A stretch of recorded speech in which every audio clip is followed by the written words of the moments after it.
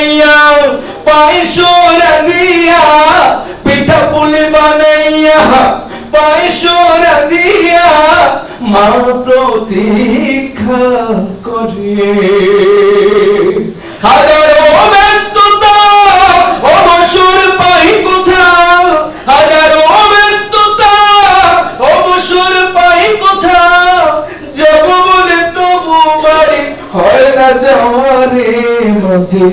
10 মাস 10 দিন গর্ভে ধরিয়া করেছেন আমাদের ঋণী। গায়ের চামড়া কাটিয়া দিলেও সেই ঋণ শোধ হবে না জানি মা, সেই ঋণ শোধ হবে না জানি।